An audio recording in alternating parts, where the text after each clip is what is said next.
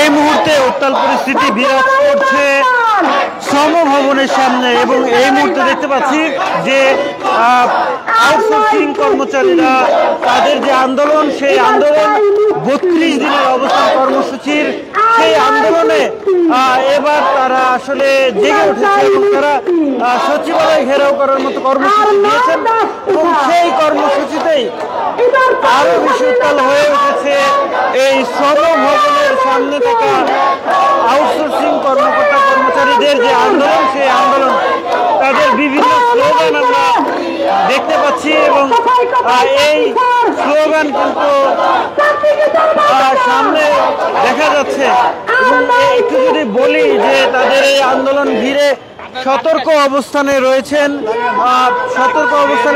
Police এবং সামনে থাকা যে পুলিশের অবস্থান সেটি আপনাদেরকে দেখানোর চেষ্টা করি। তাদের এই কর্মসূচিকে ঘিরে পুলিশের অবস্থান এবং তাদের যদি দাবিগুলো জানানোর চেষ্টা করি আপনাদেরকে বেশ কিছু দাবি নিয়ে সচিবালয়ের শ্রম ভবনের সামনে তারা জড়ো হয়েছেন। বিশেষ করে বিভিন্ন বিভাগের আউটসোর্সিং যারা কর্মকর্তা কর্মচারী রয়েছেন সেই সব কর্মকর্তা কর্মচারীরা মূলত এই শ্রম ভবনের সামনে দীর্ঘদিন ধরে তাদের এই কর্মসূচি পালন করছেন। বাংলাদেশ দৈনিক মজুরি ভিত্তিক কর্মচারী ঐক্য পরিষদ এবং বেশ কয়েকটি ব্যানারে তারা এই কর্মসূচি পালন করছেন। দৈনিক মজুরি ভিত্তিক আউটসোর্সিং ও প্রকল্পের কর্মকর্তাদের শ্রম সংস্থার কর্ম কমিশনের সুপারিশ দ্রুত বাস্তবায়ন, 25-এর নীতিমালা সংশোধন, দৈনিক মজুরি ভিত্তিক কর্মচারীদের চাকুরি নিশ্চয়তা, ঠিকাদার ব্যতীত সরকারি নিয়োগ এবং চাকুরিচ্যুতদের পুনর্বহালের দাবিতে বকেয়া বেতন পরিশোধ, সর্বনিম্ন বেতন 30,000 টাকা, ইনক্রিমেন্ট ব্যবস্থা, মাতৃত্বকালীন ছুটি 6 মাসের ছুটি এবং নৈতিক ছুটি, অতিরিক্ত কাজের জন্য অধিকার ভাতা প্রদানের দাবি জানিয়েছেন তারা। দর্শক, যেমনটা আসলে বলছিলাম, তারা এই আউটসোর্সিং যারা কর্মকর্তা রয়েছেন কর্মচারী রয়েছেন তারা মূলত ঠিকাদারের মাধ্যমে বিভিন্ন প্রতিষ্ঠানে চাকরি বা নিয়োগ পেয়ে থাকেন এবং সেসব নিয়োগের বাতিলের দাবি জানিয়েছেন তারা এবং বিভিন্ন সময়ে তারা হয়রানির শিকার হন এবং সেই সাথে তাদের নিয়ম বহির্ভূতভাবে চাকরিচ্যুত করা হয় এবং সেই ঠিকাদারের মাধ্যমে নিয়োগের বাতিলের দাবি জানিয়ে আসছেন তারা এবং সেই সাথে তাদের যে 2025-এর নীতিমালা মজুরি ভিত্তিক যে দৈনিক সংস্কার এবং দ্রুত সুপারিশ বাস্তবায়নের দাবি জানিয়েছেন তারা এবং 25-এর নীতিমালা সংশোধন, দৈনিক মজুরি ভিত্তিক কর্মচারী চাকরিজীবী নিশ্চয়তা দেওয়ার কথা বলছিলেন। দেখছিলাম তারা কথা বলছেন এবং তাদের ধরার চেষ্টা করছি। এই শ্রমিক জীবনের মায়া ত্যাগ করে রাস্তায় জীবন দেওয়ার জন্য নেমে যাবে, সেই দিন কিন্তু শান্ত শ্রমিকের অশান্ত হয়ে যাবে। তাই সরকারকে বলতে চাই, আপনি শান্তিতে নোবেল বিজয়, আপনার প্রতি শ্রদ্ধা সম্মান রেখে বলছি, আমরা সাধারণ ছোট্ট একটা শ্রমিক, চতুর্থ শ্রেণীর 12 বছর যদি মানুষ একটা বাসা বাড়িতে কাজ করে এবং একটা ভাড়াটিয়া যদি এক বাড়িতে থাকে, সেই বাড়িতে কিন্তু ভাড়াটের একটা অধিকার হয়ে যায়, তাকেও সময় দেওয়া হয়। আপনাকে আমি রাখবো না, আপনি অন্য জায়গায় বাসা ভাড়া দেখেন।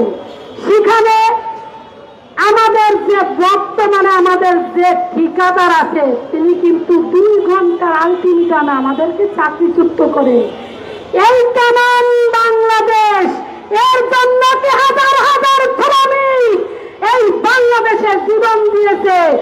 জুলাই অভ্যুত্থানে আমার মতন মায়ের বুক খালি হয়েছে, তাই এই ছাত্ররা জীবন দিয়েছে। আমি সরকারকে বলতে চাই, আপনি যেহেতু বৈষম্য দূর করার জন্য এই বাংলাদেশে সরকার গঠন করছেন, অন্তর্বর্তীকালীন সরকার, আপনাকে বলতে চাই 2 হাত জোর করে যে অন্তত পক্ষে আপনি আমাদের এই দাস প্রথা রক্ত চোষা জোট থেকে আমাদেরকে মুক্তি দিবেন। লাগুক, আপনি ক্ষমতায় থাকবেন, এটা নিয়ে আমাদের কোনো মাথা ব্যথা নাই। আপনার যদি 5 বছর লাগে আপনি থাকবেন, ইনশাল্লাহ আপনার সাথে শ্রমিক আছে। আপনারা জানেন সারা বাংলাদেশ থেকে আমার যে সকল ভাই বোনেরা আজ ক্ষুধায় কাতর, যারা 18 মাস 23 মাস বেতন পায় না, ঠিকাদার দ্বারাই প্রচালিত হচ্ছে, ঠিকাদার কাজ করাচ্ছে, কিন্তু ঠিকাদার কিন্তু এই পর্যন্ত বেতন না দিয়ে চলে যাচ্ছে। তাদের কান্নাকাটি করার কোনো জায়গা নাই। রমনা জোনের ডিসি মাসুদ আলম তিনি এসেছেন। দেখেন এই মুহূর্তে দেখানোর চেষ্টা করছি মাসুদ স্যারকে, ডিসি মাসুদ আলমকে এই মুহূর্তে এই মুহূর্তে আবারও স্লোগান, ডিসি মাসুদের সামনে এসে স্লোগান চলছে, দেখতে পাচ্ছেন।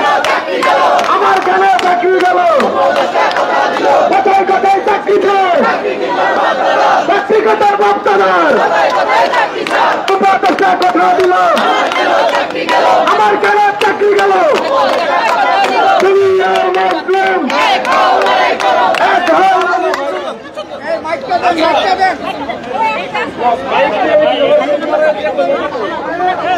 ভাই পেছন পেছন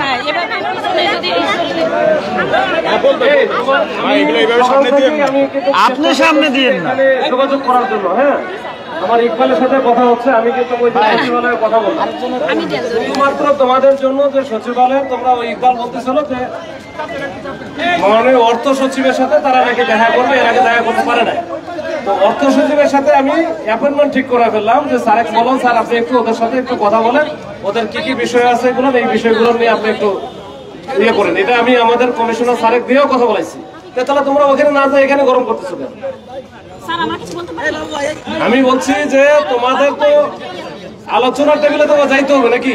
আলোচনার টেবিলে যাইতে গেলে অর্থ সচিব স্যারের সাথে অ্যাপয়েন্টমেন্ট ঠিক করলাম, ওখানে না যায় তোমরা ইয়ে করতেছো কেন, গরম করতেছো কেন? গরম তো স্যার আমরা মানে তুমি তো বললা যে অর্থ সচিব স্যারের সাথে কথা বলা যায়। আমরা তো বলছি স্যার, কিন্তু এখন হচ্ছে তিনটা মন্ত্রণালয় যদি আমাদেরকে নিয়ে বসে স্যার, তাহলে এটা সমস্যার সমাধান হয়ে যায়। কিন্তু আমরা 32 আমি একটু বলি, কথা বলতে একটু দূরে যান।